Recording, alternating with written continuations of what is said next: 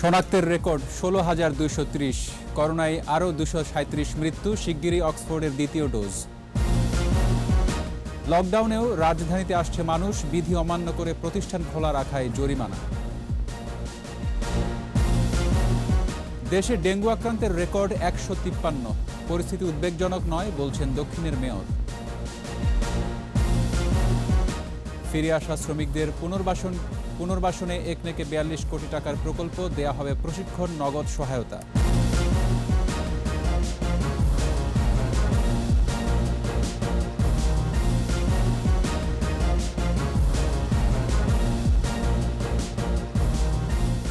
শুনছিলেন first security ইসলামী bank limited সংবাদ শিরোনাম। আমন্ত্রণ সন্ধ্যা ৭:২১ সংবাদে, সাথে আছি রক্তিম ত্রিপুরা। দর্শক, ২১ টেলিভিশনের সংবাদ একই সাথে সরাসরি দেখতে পাবেন আমাদের ফেসবুক পেজ www.facebook.com/2124 অনলাইনে। এছাড়া সংবাদে আরও থাকছে, নির্মাণের আগেই ভেঙে পড়েছে আশ্রয়ন প্রকল্পের ঘর, কাজ রেখে লাপাত্তা ঠিকাদার, চুরি যাচ্ছে উপকরণ।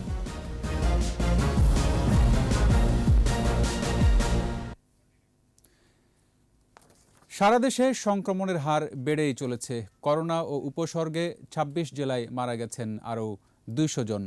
প্রতিনিধিদের সহায়তায় মাসুমা লিসার রিপোর্ট। বগুড়ায় বিভিন্ন হাসপাতালে করোনা উপসর্গ নিয়ে মারা গেছে ২১ জন। আক্রান্তের হার ২১.৪৫%। বরিশাল বিভাগে করোনায় ৭ জন ও উপসর্গে ১১ জন সহ মোট ১৯ জনের মৃত্যু হয়েছে। বরিশাল জেলায় নতুন আক্রান্ত হয়েছে ২৮৮ জন। আক্রান্তের হার ৫০%।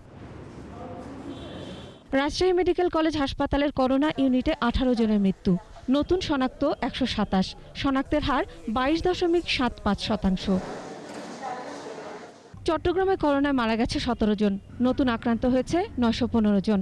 সিলেট বিভাগে ১৭ জনের মৃত্যু হয়েছে, তার মধ্যে সিলেটের মৃত্যু ১৪ জনের, নতুন আক্রান্ত ৭৩৬। ফরিদপুরে একদিনে করোনা উপসর্গে ১৭ জনের মৃত্যু হয়েছে। ময়মনসিংহ মেডিকেলে করোনা ইউনিটে ১২ জনের মৃত্যু হয়েছে। খুলনায় করোনা ও উপসর্গে ১২ জনের মৃত্যু, এর মধ্যে করোনায় ৮ এবং উপসর্গ নিয়ে ৪ জন। আক্রান্তের হার ২১%। কুমিল্লায় করোনায় ৮ জনের মৃত্যু হয়েছে, নতুন শনাক্ত ৮৫৩ জন। ফেনীতে মৃত্যু হয়েছে ৬ জনের।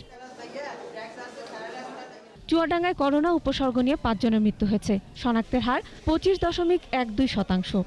কুষ্টিয়া করোনা ডেডিকেটেড হাসপাতালে চিকিৎসাধীন অবস্থায় ৪ জনের মৃত্যু, আক্রান্ত ২২৭ জন, শনাক্তের হার ৪৯.৩২%।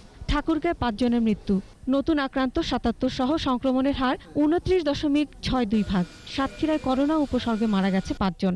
ঝিনাইদহে করোনা উপসর্গে মৃত্যু ৫ জনের, আক্রান্তের হার ৩০.০৫%। গাজীপুরে মারা গেছে ৩ জন, নতুন আক্রান্ত ২৭০ জন, সংক্রমণের হার ৫৩.৪৬%। টাঙ্গাইলে করোনা ও উপসর্গে ৩ জনের মৃত্যু, নতুন আক্রান্ত ১৯৫ জন। শেরপুরে মৃত্যু হয়েছে ২ জনের, নতুন আক্রান্ত ৬৬ জন সহ শনাক্তের হার ৩৪.৭৩%। নাটোর সদর হাসপাতালে ২ জন, বান্দরবানে ২ জনের মৃত্যু, নতুন আক্রান্ত ৩১ জন। কিশোরগঞ্জে মারা গেছে ২ জন। Masuma Lisa, ২১ television. লকডাউনের ষষ্ঠ দিনে রাজধানীতে বেড়েছে মানুষের চলাচল। গণপরিবহন বন্ধ থাকলেও ব্যক্তিগত গাড়িসহ অন্যান্য যানবাহন ছিল চোখে পড়ার মতো। রাজধানীর প্রবেশ পথগুলো দিয়ে সাধারণ সময়ের মতোই ঢুকছে মানুষ। এদিকে লকডাউনের শর্ত ভাঙায় গ্রেপ্তার ও জরিমানা করছে আইনশৃঙ্খলা বাহিনী। দীপু শিকদারের রিপোর্ট। অনেকটা সাধারণ সময়ের মতোই রাজধানীর প্রবেশমুখ গাবতলী দিয়ে ঢুকছে হাজারো মানুষ। নানা অজুহাতে প্রবেশ করছে যানবাহনও। ভেঙে ভেঙে আসছি, অটোতে আসছি, তারপরে রিক্সাতে আসছি, এইটুকু আবার অটোতে আসলাম। অনেক কষ্ট ভাই, সেটা বলে তার শেষ করা যাবে না। ওই রিক্সায় আসতে হলো আর কি, এখন অফিস তো করতে হবে। যে যাও না ঠিক যাইতেছে, হয়তো 10 টাকার ভাড়া 50 টাকা, 50 টাকার ভাড়া 500 টাকা। টহল চেকপোস্টের পাশাপাশি বিধিনিষেধের আওতামুক্ত নয় এমন অনেক প্রতিষ্ঠান গোপনে চালাচ্ছে কার্যক্রম। অভিযান চালিয়ে মোবাইল কোর্ট জরিমানা করে এসব প্রতিষ্ঠানকে। সবাই মনে করবে সব বন্ধ, আপনারা এমপ্লয়িদেরকে বাধ্য করছেন আসতে। না, আমাদের কিছু ডেলিভারি থাকে, আমরা শুধু অনলাইনের সাপোর্টার জন্য কিছু প্রোডাক্ট বের করে দেওয়াটা থাকে বেসিক্যালি। আবার অনেক প্রতিষ্ঠান বন্ধ করে দেয়া হয়, সতর্ক করা হয় মৌখিকভাবে। যারা কাজ করছে তারা জরুরি সেবাভুক্ত কিনা বা যারা আওতামুক্ত কিনা। যদি আওতামুক্ত হয় তাহলে আমরা জরিমানা করছি, আর আওতাভুক্ত হলে সেটা আমরা দেখছি যে তারা যেন ডিস্টেন্স মেনে এবং তারা যেন স্বাস্থ্যবিধি মেনে যেন তারা কাজ করে। মানুষ আর যান চলাচল নিয়ন্ত্রণে চেকপোস্টের দায়িত্ব পালনে ব্যস্ত পুলিশ।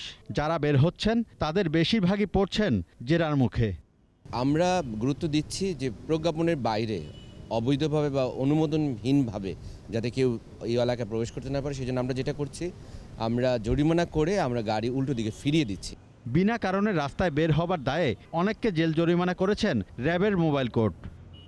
এখনও যারা হুমসিকালী বাসার বাইরে বের হচ্ছেন বা যারা আইনের প্রতি তোয়াক্কা করছেন না, আমি কঠোরভাবে হুঁশিয়ারি উচ্চারণ করছি, রাষ্ট্রপ্রণীত আইন এবং সরকারের যে নির্দেশনা সেটার সাথে কেউ চ্যালেঞ্জ করতে আসবেন না। বিধি নিষেধ না মানলে কাউকে ছাড় না দেওয়ার হুঁশিয়ারি দেওয়া হয়।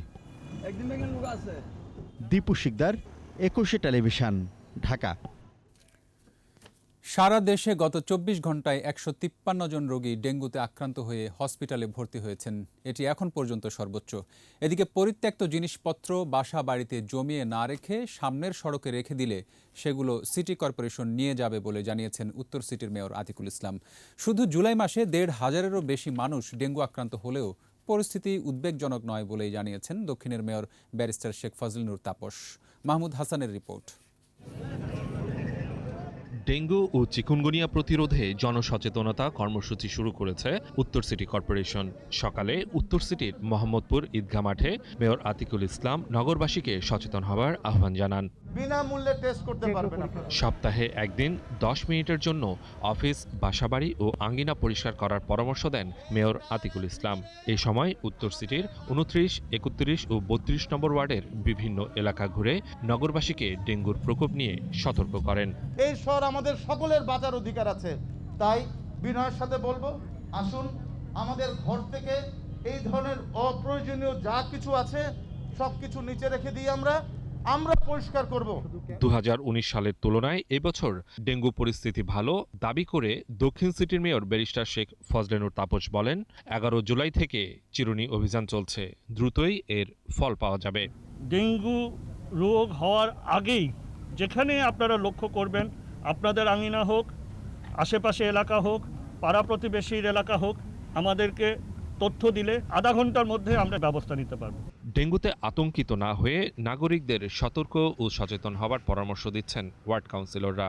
এডিস মশার উৎপত্তি স্থল, অফিস আদালত ও বাসাবাড়ির পরিত্যক্ত জায়গায় প্রতিনিয়ত মশার ওষুধ ছিটাচ্ছেন তারা। এডিস মশা জনগণের সম্পৃক্ত ছাড়া অনলি কর্পোরেশনের এটা নিধন করা খুবই কষ্টসাধ্য, কারণ এগুলা ম্যাক্সিমাম বাড়ির ভিতরে জন্মায়। তো একজন মানুষের বাড়ির ভিতরে কিন্তু চাইলে আমার মশা কর্মীকে ঢুকতে দেওয়া হচ্ছে না।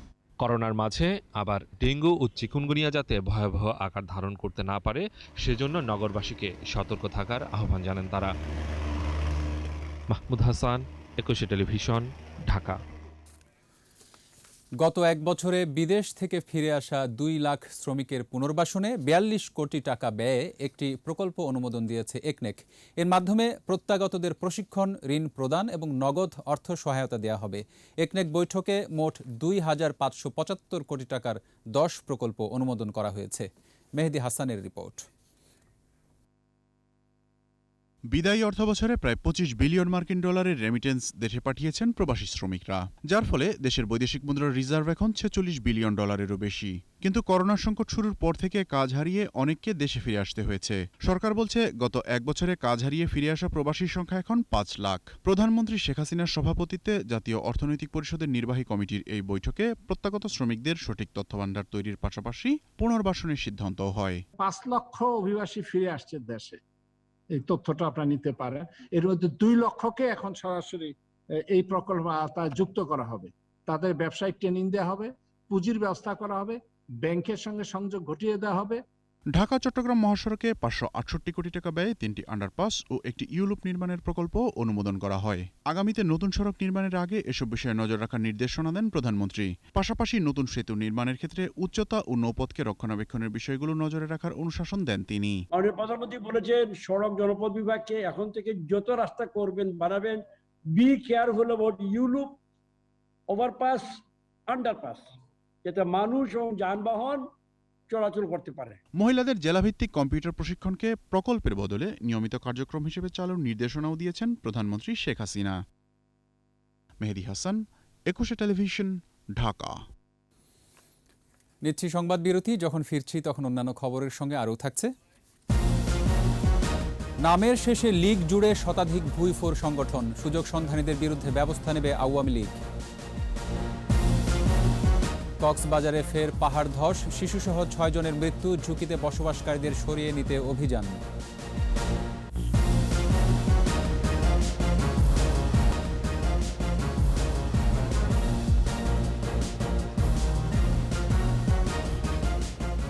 আবারও আমন্ত্রণ সন্ধ্যা 7টার 21 সংবাদে। করোনায় একদিনে শনাক্তের রেকর্ড 16,230, একই সময়ে মারা গেছেন 237 জন। পরীক্ষার বিপরীতে দৈনিক সংক্রমণ হার 30.12%। স্বাস্থ্য অধিদপ্তর জানিয়েছে, চলমান সংক্রমণের শৃঙ্খল না ভাঙলে শুধু শয্যা বাড়িয়েও কোনো কাজ হবে না। পরিস্থিতি উত্তরণে সকলকে স্বাস্থ্যবিধি মেনে চলা এবং ভ্যাকসিন গ্রহণের আহ্বানও জানানো হয়। মোহাম্মদ নুরুন নবীর রিপোর্ট। রোগী বাড়লে আনুপাতিক হারে মৃত্যুও বাড়ে। 3 দিন ধরে প্রায় 15,000 নতুন রোগী শনাক্ত হচ্ছে।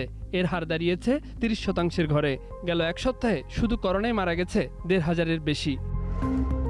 স্বাস্থ্য অধিদপ্তর বলছে 24 ঘন্টায় 237 জনের মৃত্যু ঘটেছে। সেই হিসাবে মোট মৃত 20,016-তে দাঁড়ালো।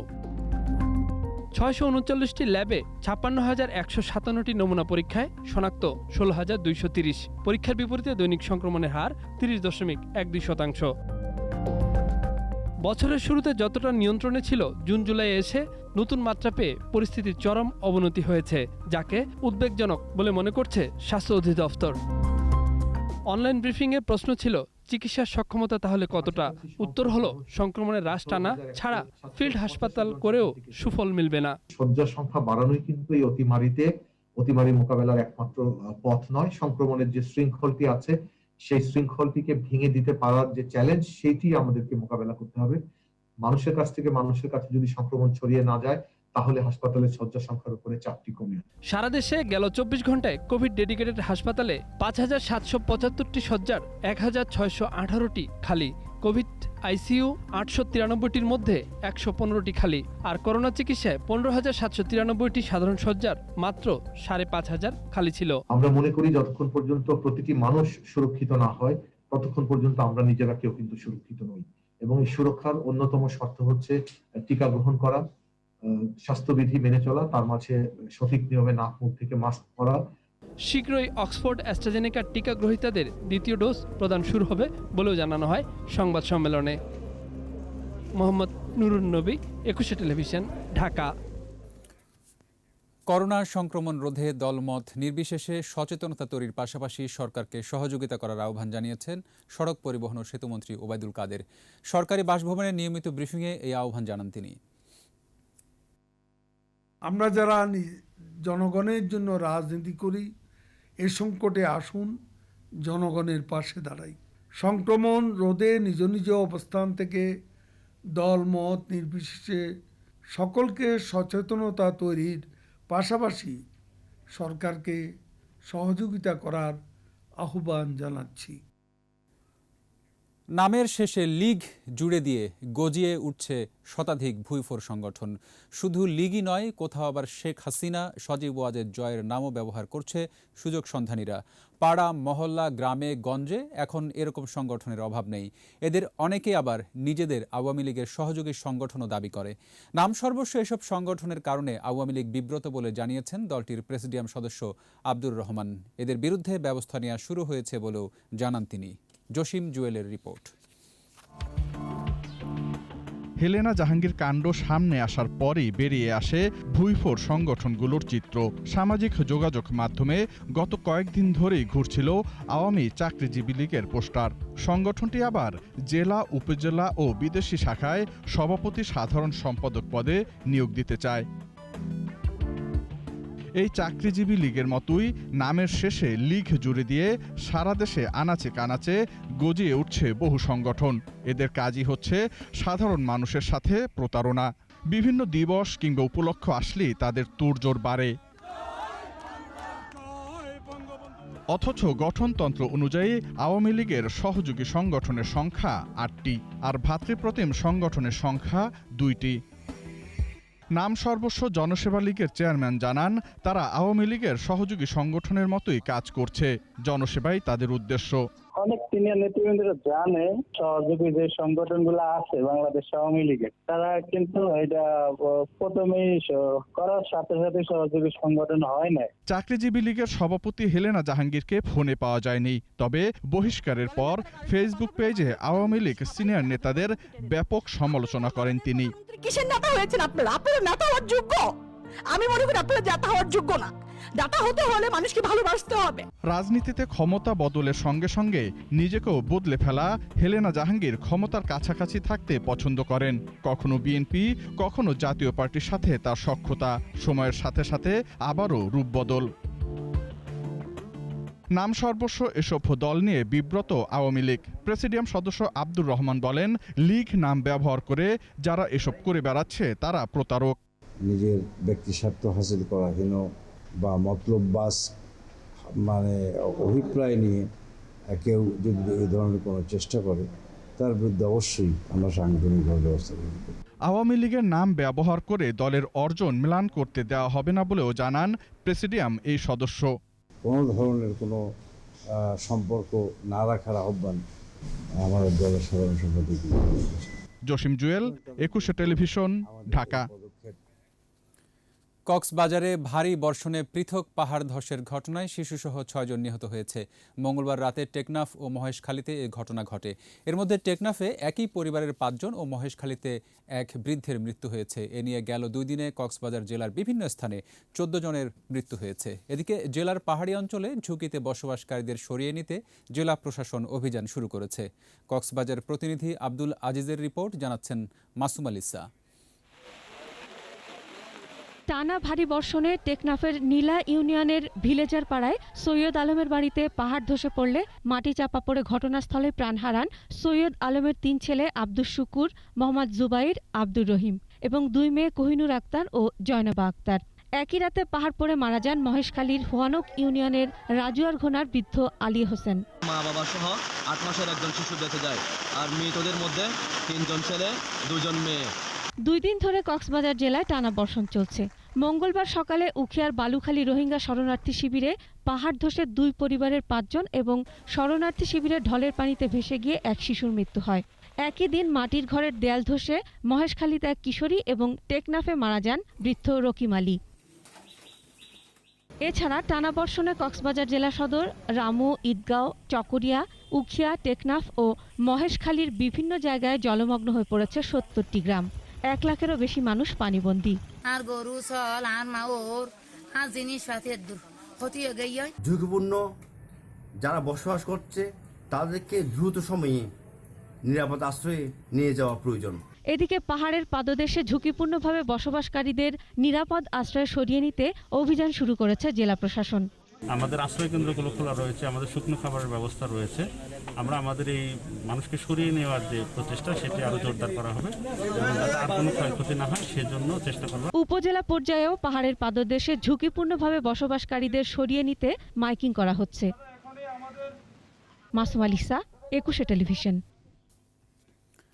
সাগরে লঘুচাপের কারণে উপকূলীয় এলাকায় প্রচুর বৃষ্টি হয়েছে। জলমগ্ন হয়ে পড়েছে নিম্নাঞ্চল। বঙ্গোপসাগরে সৃষ্ট লঘুচাপ ও পূর্ণিমার জোয়ারের প্রভাবে টানা বৃষ্টিতে উপকূলীয় জেলা বাগেরহাটের নিম্নাঞ্চল প্লাবিত হয়েছে। পানিবন্দী হয়ে পড়েছে শত শত পরিবার। মোংলা পৌর এলাকার বিভিন্ন স্থানে জলাবদ্ধতার সৃষ্টি হয়েছে। টানা বর্ষণে বান্দরবান শহরের নিম্নাঞ্চল ও লামা আলী কদমের লাইনঝিরি, শিলের তুয়া, শিবাতলি সহ বেশ কয়েকটি পয়েন্টে সড়ক ডুবে গেছে। বন্ধ রয়েছে যান চলাচল। এদিকে রাজবাড়ী শহর রক্ষা বাঁধে দ্বিতীয়বারের মতো ভাঙন দেখা দিয়েছে।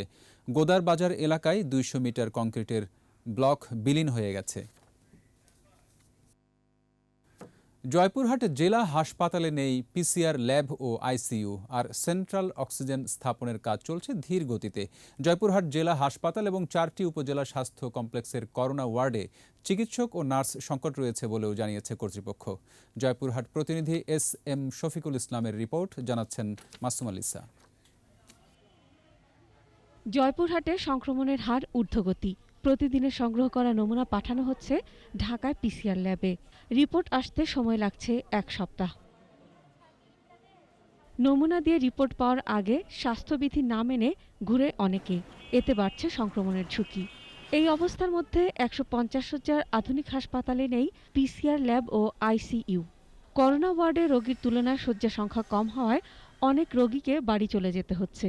জটিলতা বাড়লে করোনা আক্রান্তদের যেতে হচ্ছে বগুড়া অথবা রাজশাহী মেডিকেল হাসপাতালে। করোনা পরিস্থিতি দিন দিন ভয়ঙ্কর হচ্ছে, এমন অবস্থা যারা পজিটিভ আসছে তাদেরকে চিকিৎসা দেওয়ার বদলে তাদেরকে বাসায় পাঠিয়ে দেওয়া হচ্ছে। জয়পুরহাট আধুনিক হসপিটাল, অথচ এখানে একটা আইসিইউর ব্যবস্থা নাই, সেন্ট্রাল অক্সিজেন নাই, তাহলে আমরা কোথায় যাব? টেস্ট করার জন্য কোনো কিটের ব্যবস্থা নেই, পিসিআর ল্যাব নেই, আইসিইউ বেড নেই, অক্সিজেন নেই। পিসিআর ল্যাব স্থাপন করা হলে এ সংকট থেকে উত্তরণ সম্ভব বলছেন চিকিৎসকরা। জয়পুরহাটে কোনো সেন্ট্রাল অক্সিজেন সাপ্লাই নেই, যে সমস্ত রোগী করোনা দ্বারা আক্রমণ হচ্ছে এবং যথেষ্ট শ্বাসকষ্ট ভুগতেছে, তাদের লাইফ সেভিং এর জন্য সেন্ট্রাল অক্সিজেন সাপ্লাই যথেষ্ট প্রয়োজন আছে। কর্তৃপক্ষ বলছে পিসিআর ল্যাব স্থাপনের চেষ্টা চলছে।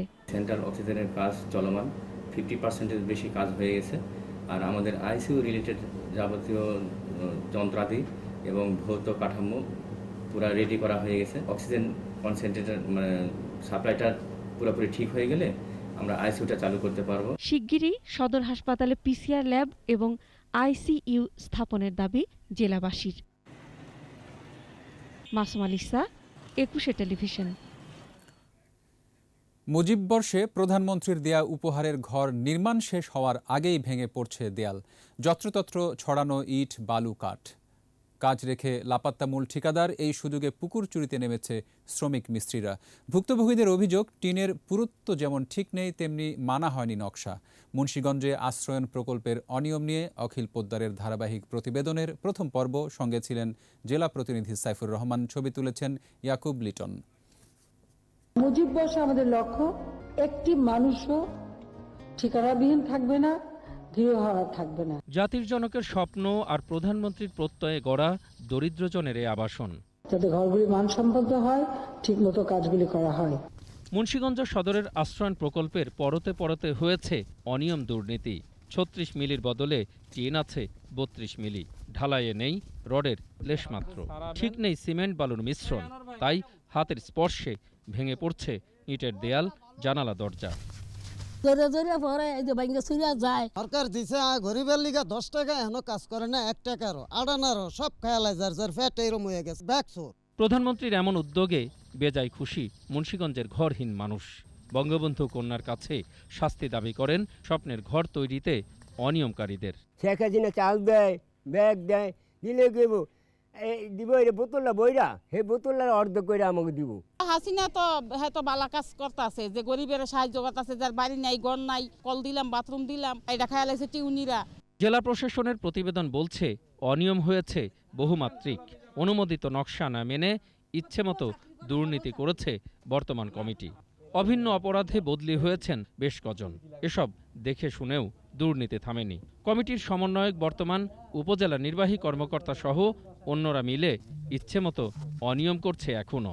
কমিটি যে ফাইন্ডিং দিছে তার প্রেক্ষিতে অবশ্যই ব্যবস্থা হবে, কিন্তু আগে আর পরে 100 কাজ করলে সুখে থাকে যায়, হাতে 5 আঙ্গুল 5 ভাই সমান না।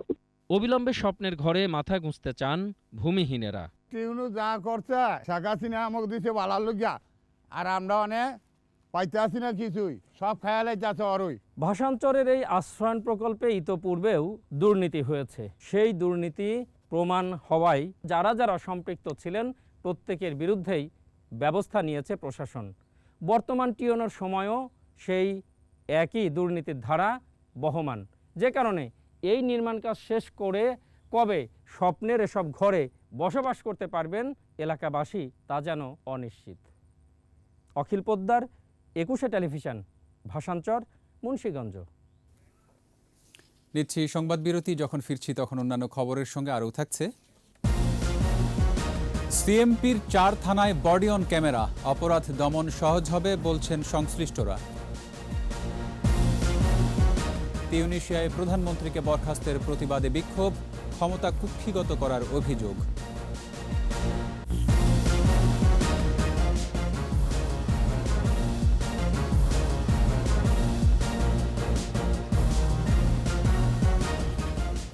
আমন্ত্রণ আবারও সন্ধ্যা 7টার 21 সংবাদে। শরীরে ক্যামেরা সংযুক্ত করে দায়িত্ব পালন শুরু করেছেন চট্টগ্রাম মেট্রোপলিটন পুলিশের সদস্যরা। প্রাথমিকভাবে সিএমপির 4টি থানার পুলিশ বডি অন ক্যামেরা ব্যবহার করছেন। এসব ক্যামেরা ভ্রাম্যমাণ সিসিটিভি হিসেবে কাজ করবে। কর্মকর্তারা বলছেন, এই প্রযুক্তি ব্যবহারে পুলিশের জবাবদিহিতা যেমন বাড়বে, তেমনি অপরাধ দমনও সহজ হবে। বিপ্লব মজুমদারের ক্যামেরায় চট্টগ্রাম থেকে জানাচ্ছেন হাসান ফেরদৌস। পাইলট প্রকল্প হিসাবে চট্টগ্রামের কোতোয়ালি, ডবলমুরিং, পাঁচলাইশ ও পতেঙ্গা সহ ট্রাফিক বিভাগে কর্মরত পুলিশ সদস্যদের শরীরে বডি অন ক্যামেরার ব্যবহার শুরু করেছে সিএমপি।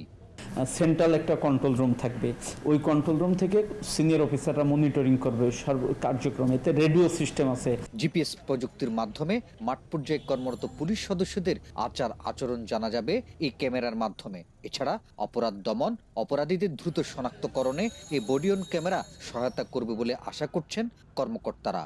বিভিন্ন সময় অভিযোগ আসে যে আমাদের যারা মাঠে কাজ করে, সার্জেন্ট বা সাব ইন্সপেক্টর, তারা বিভিন্ন সময় যথাযথ আচরণটা মানুষের সাথে করে না।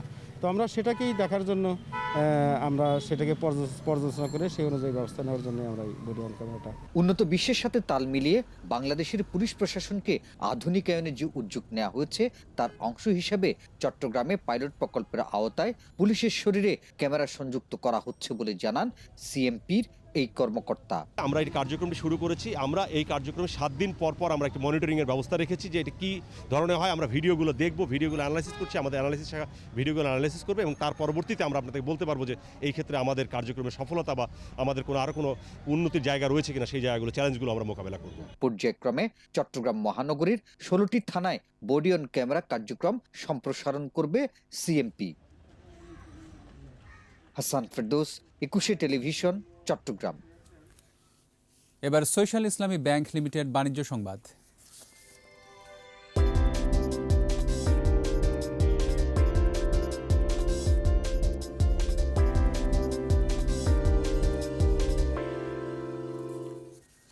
চলমান কঠোর লকডাউনের মধ্যে ব্যাংক সেবা চালু থাকলেও আগামী সপ্তাহে রোববার ও বুধবার সব ব্যাংক বন্ধ থাকবে। বুধবার বাংলাদেশ ব্যাংক থেকে এই নির্দেশনা দেওয়া হয়েছে। এতে বলা হয়, কোভিড-19 সংক্রমণের বিদ্যমান পরিস্থিতি বিবেচনায় 1 ও 4 অগস্ট সকল ব্যাংক বন্ধ থাকবে। 2, 3 ও 5 অগস্ট সকাল 10টা থেকে বেলা 2:30টা পর্যন্ত লেনদেন চলবে ব্যাংকে। আর আনুষঙ্গিক কাজ সারার জন্য বিকাল 4টা পর্যন্ত ব্যাংক খোলা রাখা যাবে। সূচক বেড়েছে দেশের পুঁজিবাজারে, তবে কমেছে লেনদেনের পরিমাণ। বুধবার ডিএসইতে লেনদেন হওয়া 375টি প্রতিষ্ঠানের মধ্যে দর বেড়েছে 218টির, কমেছে 122টির, আর অপরিবর্তিত ছিল 35টির দর। ডিএসইর প্রধান সূচক ডিএসই এক্স 37 পয়েন্ট বেড়ে উঠে আসে 6,417 পয়েন্টে। আর দিন শেষে ডিএসইতে লেনদেনের পরিমাণ দাঁড়ায় 1,360 কোটি 89 লাখ টাকা। সূচক বেড়েছে অপর স্টক এক্সচেঞ্জ সিএসইতেও। লেনদেন হয়েছে 66 কোটি 68 লাখ টাকার শেয়ার ও মিউচুয়াল ফান্ড।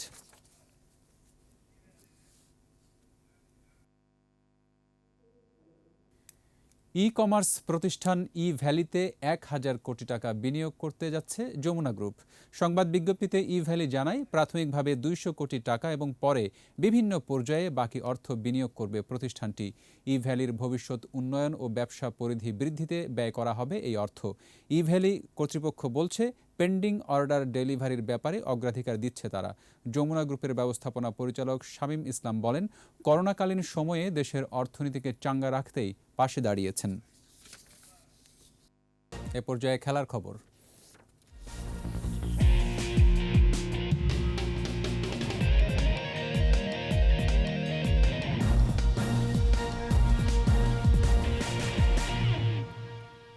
বৃহস্পতিবার বিকেলে 5 ম্যাচের টি-20 সিরিজ খেলতে বাংলাদেশে আসছে টিম অস্ট্রেলিয়া। বিসিবির সিইও কথা জানিয়েছেন। আমাদের প্রস্তুতিতে যেটা আমরা নিচ্ছি, আপনারা জানেন ইতিমধ্যে আমাদের ভেন্যু এবং হোটেল এবং অন্যান্য যে বিষয়গুলো আছে সেই বিষয়গুলোর ব্যাপারে তাদের যে রিকোয়ারমেন্টস সেগুলোর ব্যাপারেও তাদের সাথে যে তারা যে ইনফরমেশনগুলো আমাদের সাথে শেয়ার করছে তার বেসিসই আমরা আমাদের প্রিপারেশন নিচ্ছি। তাদের মূলত মেইন কনসার্নটাই হচ্ছে যে বায়োবাবলটা এনশিওর করা এবং তাদের প্লেয়ারদের সেফটি অ্যান্ড হেলথ সেফটি নিয়ে। 1 টেস্ট, 3 ওয়ানডে ও 3টি টি-20 সিরিজ শেষে হারারে থেকে দেশে ফিরছে টিম বাংলাদেশ। জিম্বাবুয়েতে সফর মিশন শেষে 29 জুলাই ঢাকায় পা রাখবে টাইগার ক্রিকেটাররা। প্রথমে হারারে থেকে দক্ষিণ আফ্রিকার রাজধানী জোহান্সবার্গ, এরপর কাতার হয়ে দেশে ফেরার কথা রয়েছে তাদের। বিমানবন্দর থেকে সোজা ঢাকায় একটি হোটেলে জৈব সুরক্ষা বলয়ে ঢুকে যাবে টিম বাংলাদেশ। এরপরই ঘরের মাঠে প্রস্তুতি নেবে অস্ট্রেলিয়া মিশনের জন্য। জিম্বাবুয়ে সফরে একমাত্র টেস্ট জয়ের পর 3 ম্যাচ ওয়ানডে সিরিজে হোয়াইট ওয়াশ শেষে 2-1 টি-20 সিরিজ জিতেছে সফরকারী বাংলাদেশ। টোকিও অলিম্পিকে ছেলেদের ফুটবলে সৌদি আরবকে 3-1 গোলে হারিয়ে গ্রুপের শীর্ষে থেকেই কোয়ার্টার ফাইনালে উঠেছে ব্রাজিল। 14 মিনিটে স্ট্রাইকার ম্যাথিউস কুনিয়ার গোলে ব্রাজিল এগিয়ে গেলেও 27 মিনিটে সমতায় ফেরে সৌদি আরব। গোল করেন আব্দুল্লেলা আলামারি। দ্বিতীয়ার্ধে জোড়া গোল করে সৌদির হাত থেকে ম্যাচ কেড়ে নেন এভারটনের উইঙ্গার রিচার্লিসন। 76 ও দ্বিতীয়ার্ধের যোগ করা সময়ের 3য় মিনিটে গোল করেন তিনি। এদিকে একই গ্রুপের আরেক খেলায় আইভরি কোস্টের সঙ্গে ড্র করেছে জার্মানি। এই গ্রুপ থেকে ব্রাজিল আর আইভরি কোস্টই উঠছে পরের রাউন্ডে। বিদায় নিয়েছে জার্মানি।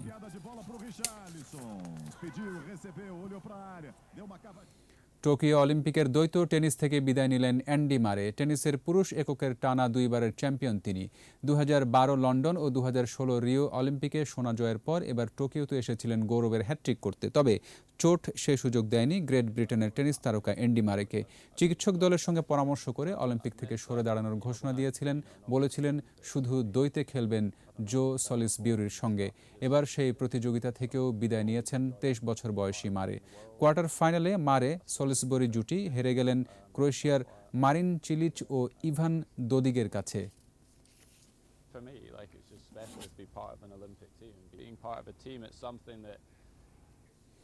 রিয়াল মাদ্রিদ ছেড়ে ম্যানচেস্টার ইউনাইটেডে যাচ্ছেন ফরাসি ডিফেন্ডার রাফায়েল ভারানে।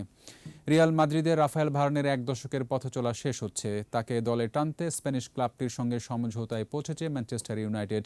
খেলোয়াড়ের মেডিকেল ও তার ব্যক্তিগত শর্ত পূরণ হলেই দলবদলটি চূড়ান্ত হবে। 28 বছর বয়সী এই সেন্টার ব্যাককে কিনতে 3 কোটি 40 লাখ পাউন্ড খরচ হচ্ছে ইউনাইটেডের। চুক্তির শর্ত অনুযায়ী সংখ্যাটি 4 কোটি 20 লাখ পর্যন্ত বাড়তে পারে। 2011 সালে রিয়ালে যোগ দেওয়ার পর থেকে ক্লাবটির হয়ে সব মিলিয়ে 360 ম্যাচ খেলেছেন ভারানে। এরই সাথে শেষ করছি সন্ধ্যা 7টার 21 সংবাদ। যাবার আগে ফার্স্ট সিকিউরিটি ইসলামী ব্যাংক লিমিটেড সংবাদ শিরোনামগুলো আরও একবার। শনাক্তের রেকর্ড 16,230, মৃত্যু 20,000 ছাড়ালো। শিগগিরই অক্সফোর্ডের দ্বিতীয় ডোজ। লকডাউনেও রাজধানীতে আসছে মানুষ, বিধি অমান্য করে প্রতিষ্ঠান খোলা রাখায় জরিমানা।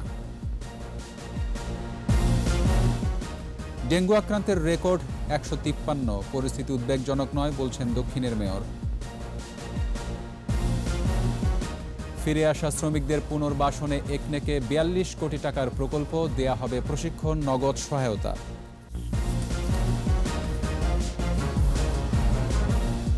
সর্বশেষ খবর জানতে ডায়াল করুন 2021 নম্বরে আর ভিজিট করুন 21-tv.com ওয়েবসাইটে।